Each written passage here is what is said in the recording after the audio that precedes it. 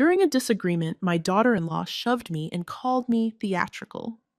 I canceled their wedding present, the home, because my son accomplished nothing.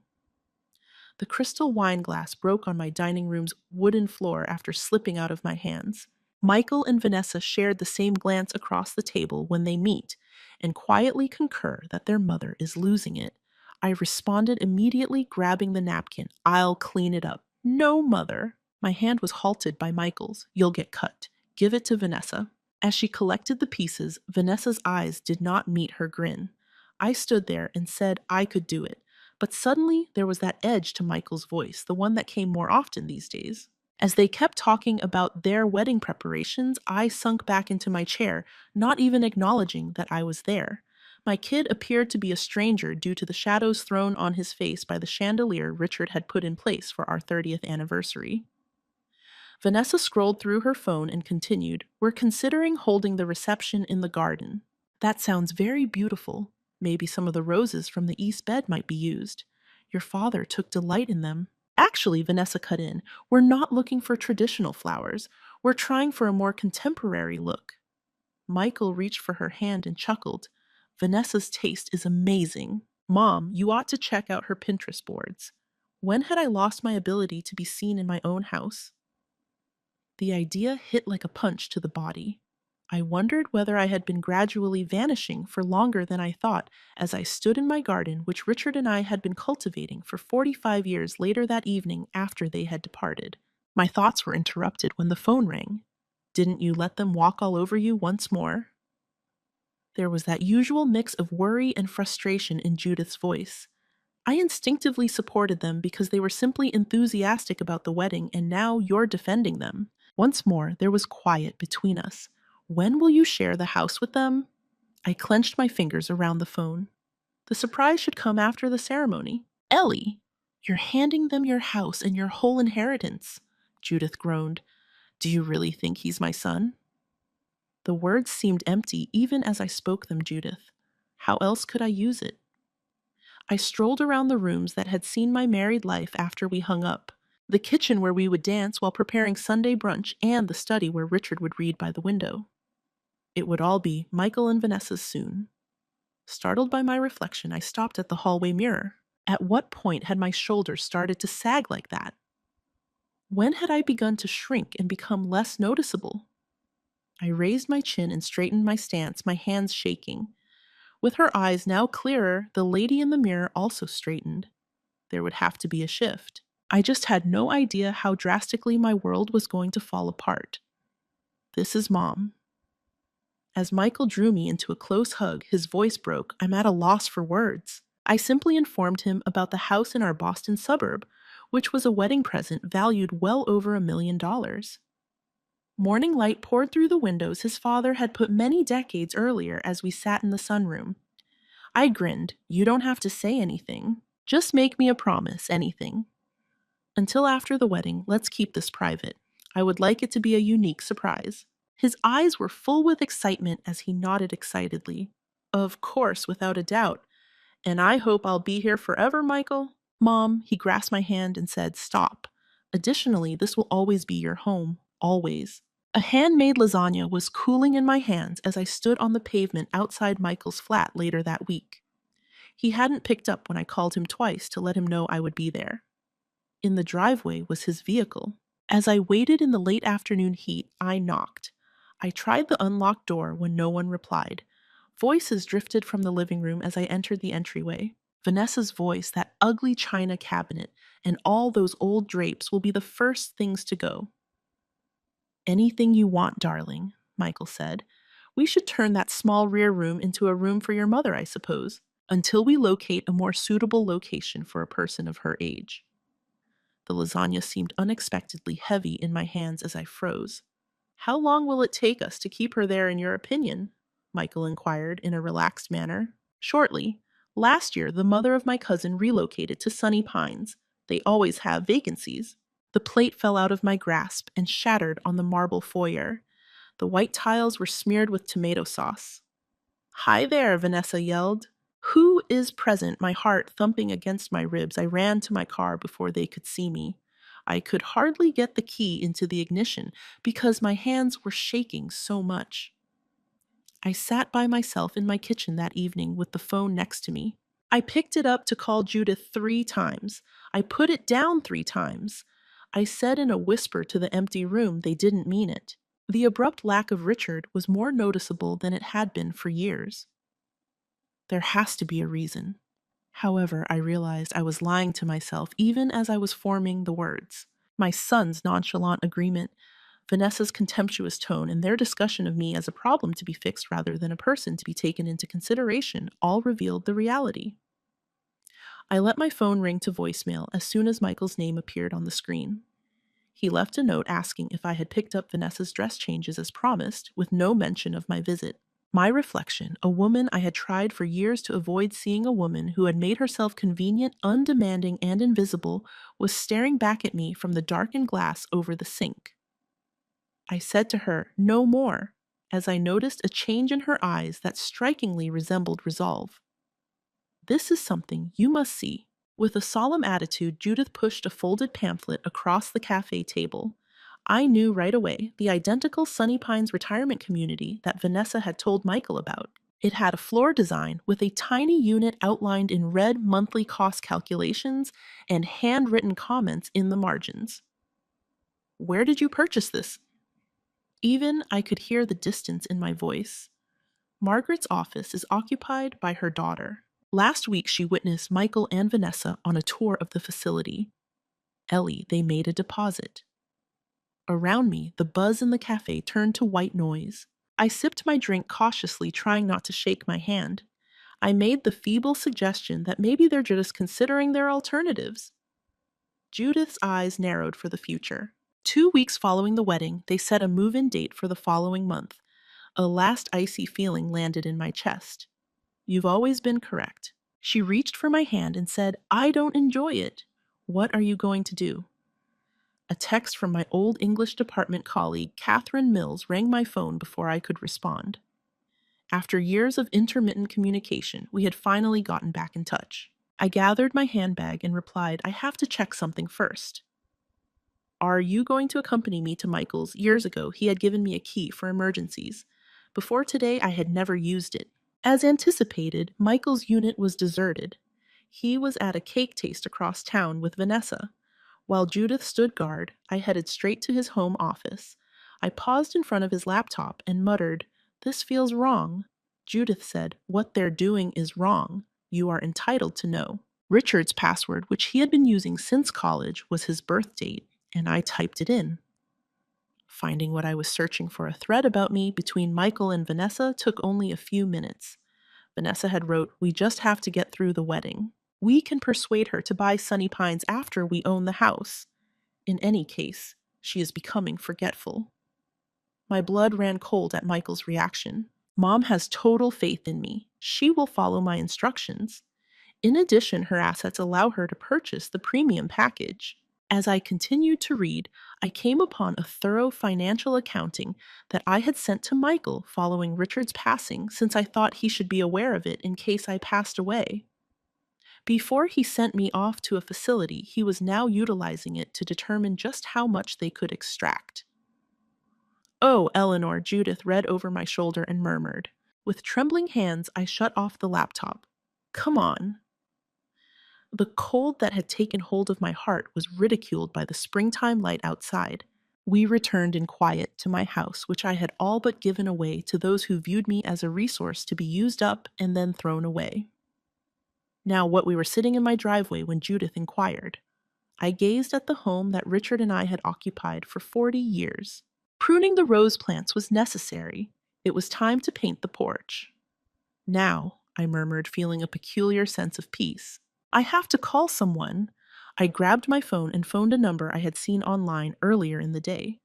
The office of Daniel Peterson. "How can I assist you?" "Eleanor Thompson is this person. Daniel and I need to talk about my estate and property."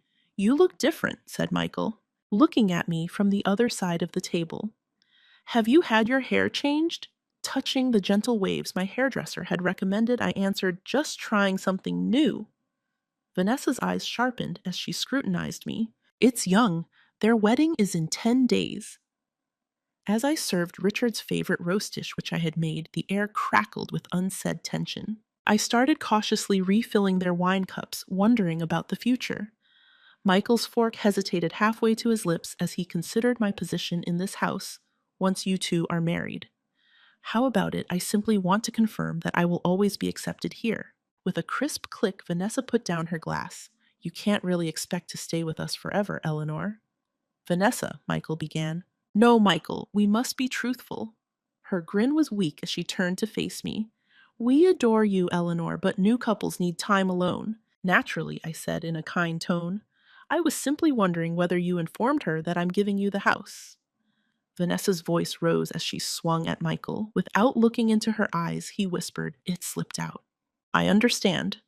I sipped my water purposefully. You are both aware of my wedding present, then. We are very appreciative, Mom. Michael spoke quickly. Then, you might be able to explain something. I pulled the Sunny Pines brochure out of my pocket. 2 weeks after the wedding, why do you want to place me into assisted living? Michael's face lost their color. Vanessa's gaze shifted calculatingly between my face and the pamphlet.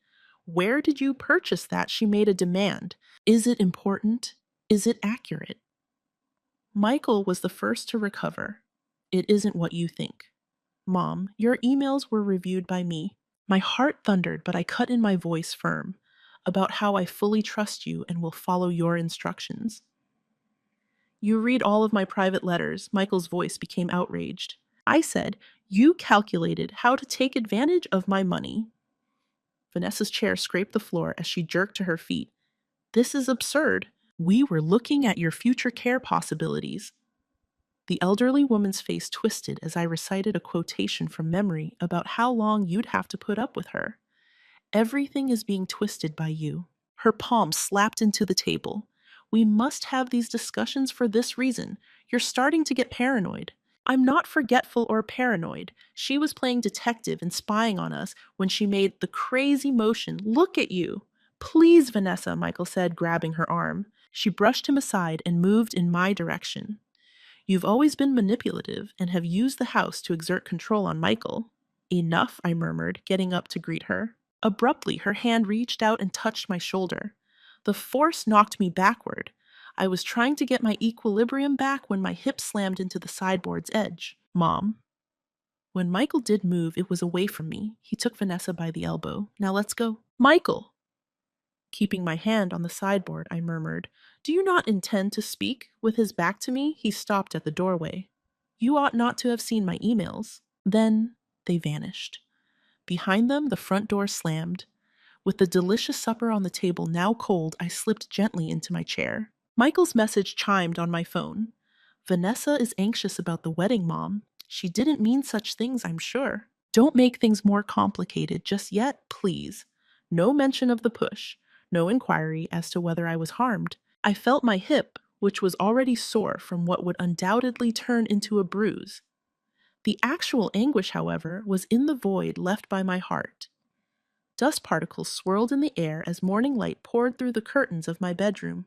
Where Vanessa had shoved me, my hip ached. The physical discomfort was tolerable. It wasn't betrayal. A message from Michael rang on my phone. I apologize for Vanessa's actions, but you truly agitated her. I hope you're still thinking about opening the house to us. I went over it twice, looking for any sign of real worry. I put the phone down and went to the window, but there were none.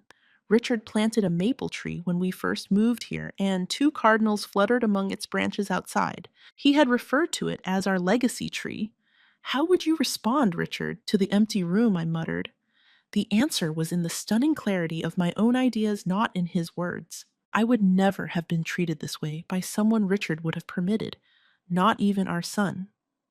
I took a shower and dressed carefully, selecting a blue shirt that Richard usually remarked went well with my eyes.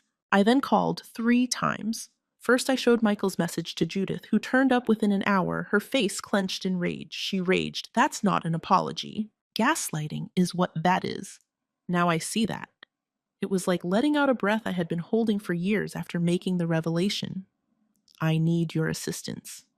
Sandra Williams, the estate lawyer Judith suggested, received the second call.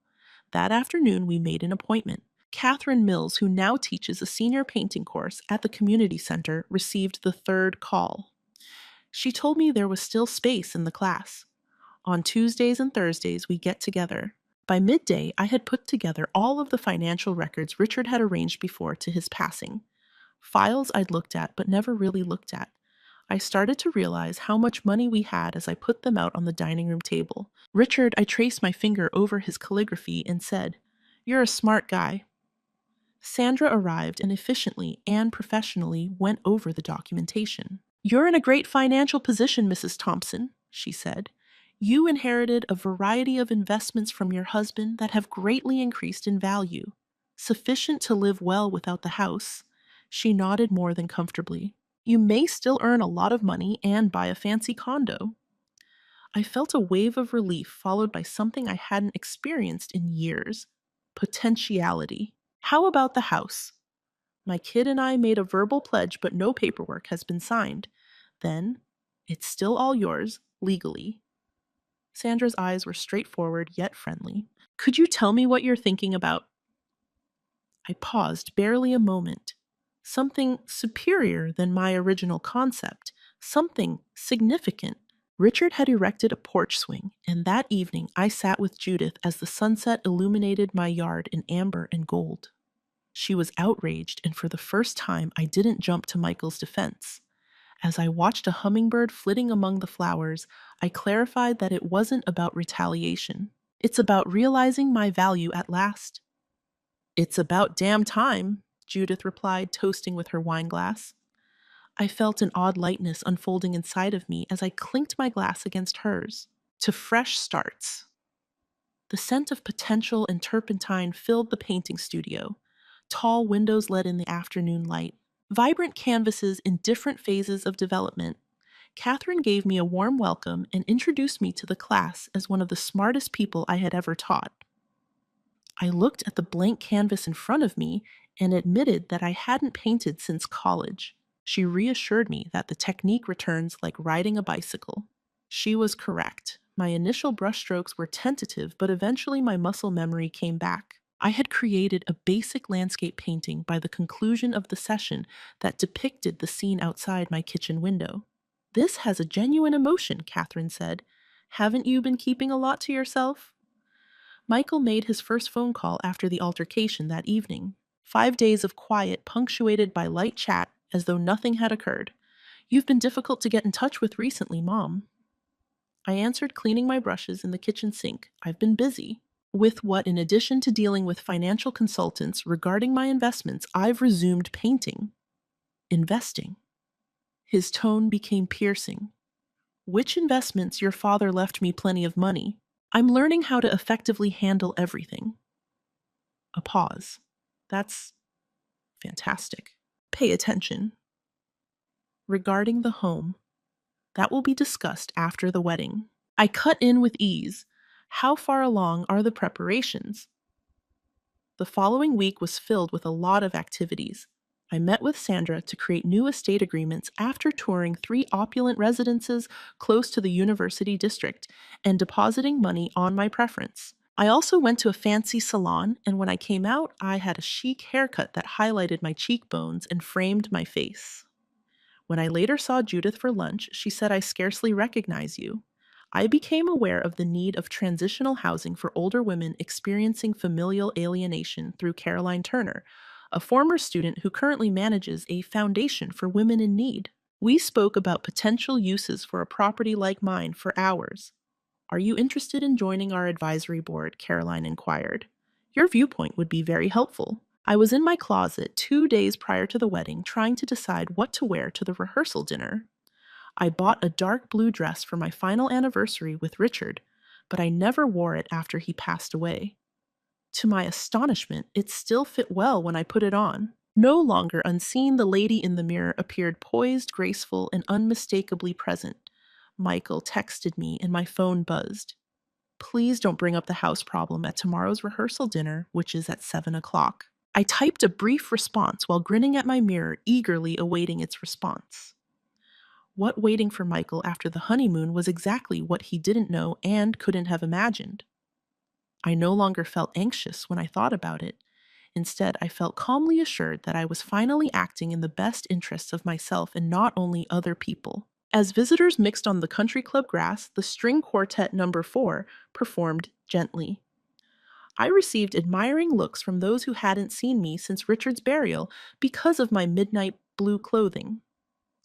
I walked confidently through the crowd, chatting to old friends with ease. Eleanor Thompson, I nearly didn't know who you were. Margaret Williams gave me a big hug. You look stunning. Michael observed me from the other side of the garden, clearly confused. This poised lady who commands attention without seeking, it had taken the place of the mother he knew, unassuming, accommodating, and almost invisible. During cocktail hour, Vanessa appeared at my elbow, her arm entwined with mine, her grin brittle. Eleanor, you look so strange. I adore the way you styled your hair. A new beginning, I said sweetly. Don't you believe that change can be so energizing? Changes, she said, lowering her voice. You've been talking to attorneys about the home, Michael said. I'm just organizing my affairs. Soon after you return from your honeymoon, everything will be resolved. I've organized a special lunch to wrap things up. Her face lit up with relief. That's fantastic news. After our miscommunication, I was concerned. I carefully removed my arm from her grasp and reassured her that it was ancient past. I saw Catherine waving at me, if you don't mind. I could feel Vanessa's eyes staring into my back as I turned to go. In an attempt to reconcile this new Eleanor with the obedient lady she had anticipated controlling, she was recalculating. The evening went without a hitch. Daniel Peterson, whose legal knowledge had been useful, was one of my old pals with whom I danced.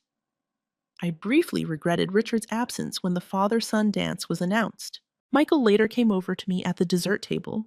You look different tonight, Mom. I went with a strawberry dipped in chocolate. Everyone is discussing it, regarding you. I kind of agreed that people like to chat. You're having lunch after our honeymoon, Vanessa said. To talk about the house, I looked him in the eye.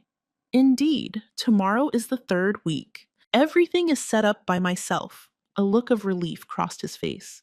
That's fantastic. After that, I was concerned. The night Vanessa shoved me, you know the moment you departed without seeing if I was injured. He winced. That's unfair, Mom. She was angry. I was too. I lightly stroked his arm. But before your wedding, let's not linger on unpleasantness. Regards, Mom. After hesitating, he clumsily continued, You look really good tonight. My fingers followed familiar surfaces as I made my way through every area of the house once I got home. To complete the paperwork for gifting the property to Caroline's foundation, Sandra and I would meet tomorrow. The first paperwork would be completed before Michael and Vanessa returned from their honeymoon, but the process would take months to finish. I opened Richard's favorite poetry book in his study and discovered the line he frequently recited aloud. When you finally arrive at your own door, you will meet yourself with joy. Richard, you were correct. To the empty room I muttered. The moment has arrived. The wedding proceeded as if it had been meticulously planned. Michael looked dapper in his tuxedo, while Vanessa looked stunning in her couture gown. As the happy mother, I performed my job flawlessly, looking stunning in a silver outfit that garnered praise all day long. At the reception, Judith whispered, You've stolen the show. You have the attention of half the room. I grinned, seeing the first dance between Michael and Vanessa. Let them savor their moment. Mine will arrive soon. When Caroline sat down at our table, those who knew her as the director of the Women's Dignity Foundation were taken aback. We talked excitedly, loud enough for people in the vicinity to hear about her new grant acquisition. Eleanor, your generosity still amazes me, she remarked. Numerous lives will be altered by it.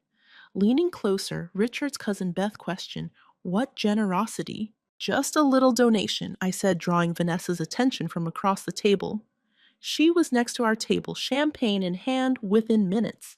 Could I have you for a minute, Eleanor? Private family matter, she said, her grin set. She led me to a peaceful area of the ballroom.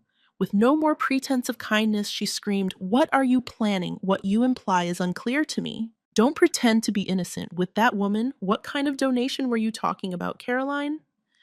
Now we are on the same board. I have contributed a little amount to her foundation. What sort of input? She gripped her champagne flute tightly.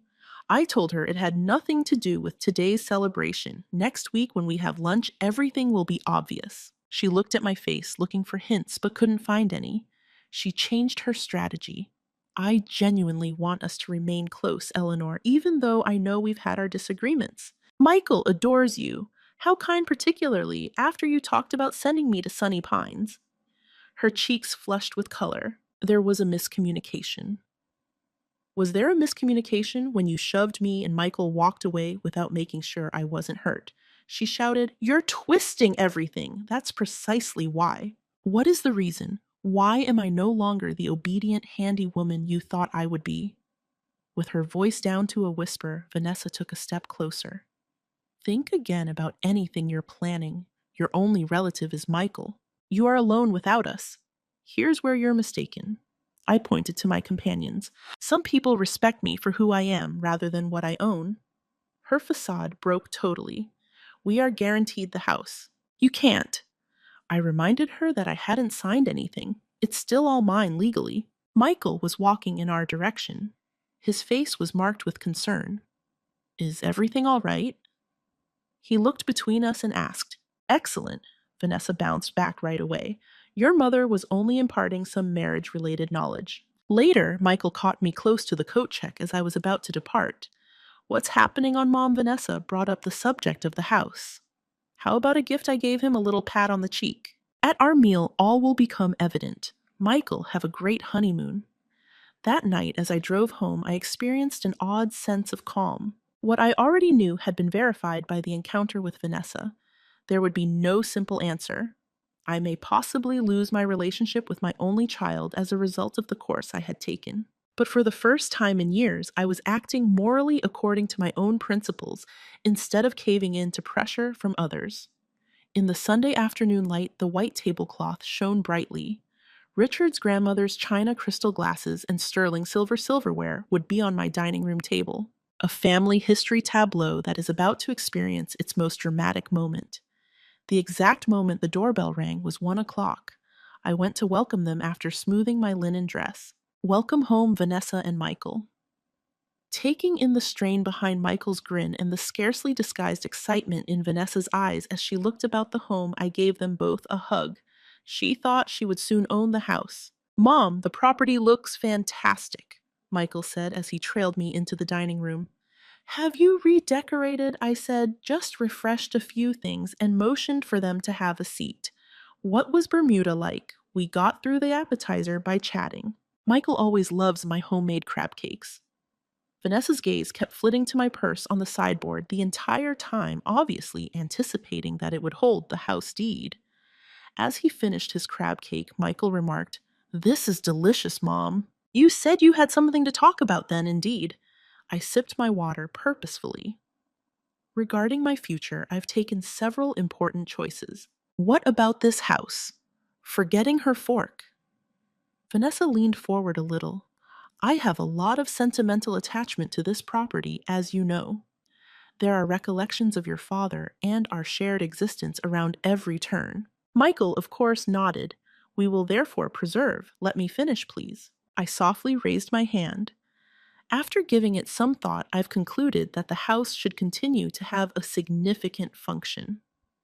I grabbed a folder next to my plate, took out a few documents, and placed them on the table. I signed the first documents 2 weeks ago to give the Women's Dignity Foundation this property. Quiet. Total quiet like thunder. Vanessa was the first to recover. What? The word came out as a choked murmur. The house will be transformed by the foundation into a transitional living facility for women over 60 who are experiencing family separation. The Richard Thompson Memorial Home will be its new name. The color had faded from Michael's face. Isn't this a joke, Mom? No, Michael. The agreement has legal force behind it. I shoved the papers in their direction. About 6 months will pass before the last transfer is finished. Vanessa burst out of her seat. You are a cunning old witch. This house is what you promised us. When I learned that you were going to ship me to Sunny Pines, I changed my mind. Not at all. Michael started shakily. I interrupted him, so don't lie to me. I looked at the pamphlets. Your emails were reviewed by me. Anger twisted Vanessa's face. You're acting spitefully. No, Vanessa, this is what I'm doing because it's morally correct. Those in genuine need should be housed at this place. How about us? Michael's voice broke. This was what we were expecting. I noted it was premature, particularly because nothing was ever decided. We will dispute this, Vanessa spit out. It's obvious that you lack mental capacity. Another document slipped across the table as I did. Last month, I had a thorough psychological assessment. I'm in wonderful mental health. Michael looked at me as though he had never seen me before. Where are you going to reside? I bought a condo close to the campus. Next week, I'll be moving in. How much money? Vanessa insisted. I told Michael, your father left me very well provided for. If you had ever inquired about my well-being instead of my possessions, you may have learned something. Face flushed with rage, Vanessa reached for her handbag. I refuse to sit here and take offense. Hold on, Vanessa. She rushed to the front door and Michael yelled after her. Will you be attending? She made a demand. He paused and glanced between us, obviously conflicted. Go, I whispered. She is now your wife and your top concern. My phone kept ringing that night with calls from Michael, so I put them on voicemail. Desperate appeals replaced furious accusations in his communications. The last one came through around midnight. Please, Mom, our financial situation is dire. We must speak. I put the phone down and looked out at the garden under the moonlight. His treachery still hurt, but it no longer defined who I was. The following 3 months played out like a difficult game of chess. Michael and Vanessa began their effort to overturn my judgment, as was to be expected, with vague threats of legal action. During our weekly meeting, Sandra reassured me that they have no grounds. Those paths have been essentially blocked by the psychological assessments and recorded data. Vanessa turned to more subtle strategies once legal intimidation failed. There were rumors that I was becoming mentally ill. She even went up to Richard's brother and tried to get him to step in. Vanessa was surprised by the network I had established. Friends, former coworkers, and students came together in support of me, refuting her story with their own accounts of how Michael and Vanessa treated me over the years. In the meantime, I kept taking painting lessons from Catherine and became a member of Caroline's Foundation's advisory board, where my academic expertise helped with grant writing. Despite being smaller than my previous residence, my new condominium turned into a sanctuary stocked with items that were important to me. I could see how the seasons changed in the tiny park that was visible from the floor-to-ceiling windows. My doorbell rang on a cool autumn afternoon 6 months after the lunchtime altercation. In the hallway, Michael was by himself. He appeared thinner than I had recalled, with black bags under his eyes. With a lack of confidence in his voice, he inquired, "May I come in?" I moved out of the way and showed him my living room where my most recent paintings were displayed. "You did these?" he inquired, seeming genuinely shocked. "Yes, I did." His hands were clutched between his knees as he sat heavily on the sofa. "Vanessa has returned to Chicago. We're splitting up." I took in this information in silence. He went on to say that the financial strain was too great. "We had used all of our resources to acquire your home." He drifted off, shaking his head when that failed. Everything fell apart. "I truly meant it when I stated I was sorry for your suffering. Are you—" His eyes were red-rimmed as he looked up. "After our intended treatment of you," he nodded slowly, "your actions deeply hurt me, Michael, but I never wanted to see you suffer. In an attempt to comprehend why I was prepared to betray my own mother, I have begun therapy." Then he laughed bitterly. "It appears that I have some significant problems to resolve." "We all do," I said softly. "The house," he said tentatively. "Is it actually turning into a shelter?" I verified that it was the Richard Thompson Memorial Home. "Next month the improvements will start." His eyes welled with tears. Dad would have been pleased. He would have, really. The burden of all that had transpired hung between us as we sat in quiet for a few minutes. Finally, he continued, "I don't expect forgiveness, but, Mom, I apologize. I'm very sorry. I think you're real." I looked at his face. "My son, a stranger, though. It may take time to forgive. It will take longer to trust." He accepted this by nodding. Is there any chance we might get coffee together? Begin modestly, I felt something loosen up inside of me. Not total forgiveness, but maybe the first step toward it. That would be nice. Caroline organized a fundraiser art show that weekend that included pieces by women over 60. I had two paintings on show, one of which was a landscape of the garden I would soon be leaving. Both sold before the evening was out, which surprised me. I started going to the house frequently to supervise the remodeling plans as fall turned into winter. Every time I walked away with greater confidence in my choice. The rooms that had seen me go would soon serve as a haven for women taking back control of their own lives. Every few weeks, Michael and I got together for coffee. It was difficult at first, but eventually became more comfortable. In contrast to his prior role, he had accepted a position with a nonprofit housing group. He acknowledged that it paid less. I do, however, sleep better. I was discovering that transformation may take many different forms, sometimes involving calm, everyday decisions, and other times involving dramatic confrontation. I stood on the front porch of the house where I used to live, watching Caroline cut the ceremonial ribbon that was stretched across the entryway a year after I had first shared my intentions for the property at that fateful lunch. The crowd, community members, foundation supporters, and the first residents who would move in the next week all erupted in applause.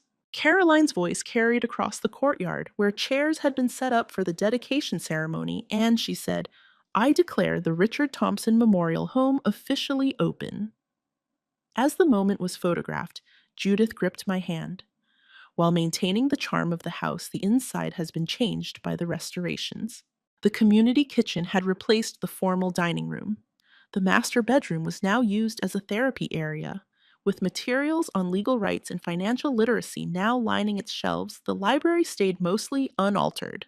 The sunroom, which is now an art studio where I would give weekly painting lessons to residents, held the most significance for me. In the most surprising way, my life had completely circled back.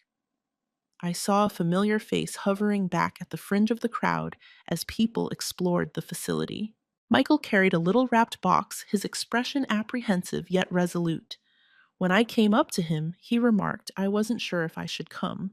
I was a little surprised to learn that you did, and I'm delighted you did." Over the preceding year, our relationship had gradually improved, not to its previous state, but to one that may be healthier. His treatment had uncovered childhood habits, and my own counseling experience had made it clearer to me how I contributed to his entitlement complex. He offered the item and stated, "I brought something for the house." It included a framed picture of Richard tending to his favorite flowers in his yard, grinning. Michael clarified the entrance so that everyone who enters may understand which spirit is in charge of this location. My eyes stung with tears. It's flawless. Later, while the festivities went on, I was standing in my bedroom, which is now a comfortable sitting space for the inhabitants. I could see through the window the garden now maintained by a local horticultural therapy program where Richard's roses were still in bloom. "What a change," someone remarked behind me. Judith was standing there with two champagne flutes as I turned around. "Me or the house?" I accepted a drink and inquired. "Both. I always knew you had this in you." Yet she clinked her glass to mine. "Did you? Since I most definitely didn't. When you spend decades shrinking yourself for the comfort of others, that's what occurs." Michael came up and reluctantly joined our talk, saying, "You forget how big you really are." His method of making apologies, not only to me but to all women who had been undervalued, was to volunteer at the center once a week to assist residents with financial literacy. Carolyn called everyone together for a last toast as nightfall drew near and visitors started to leave. She raised her glass in honor of Eleanor Thompson, who taught us all that it's never too late to take back your voice, your purpose, and your power. People turned to face me, including Michael, who was standing politely at the rear of the room, as well as old and new acquaintances and ladies who would soon call this place home. I said, lifting my own glass, and to Richard, who always saw me clearly, even when I couldn't see myself. In the silence of my condominium later that evening, I stood in front of my most recent painting, a self-portrait that was unlike any I had ever created. In it, my demeanor was one of calm expectation as I stared off into the distance rather than at the observer. At Sub 7, I had finally realized that the biggest changes in life frequently occur when we least anticipate them. Not when we are young, but rather when we have the courage to face ourselves honestly and stand by our convictions. My rebirth had been sparked by the treachery that had almost destroyed me. I appreciate you listening. Remember to subscribe and feel free to leave a comment with your tale. Your voice counts.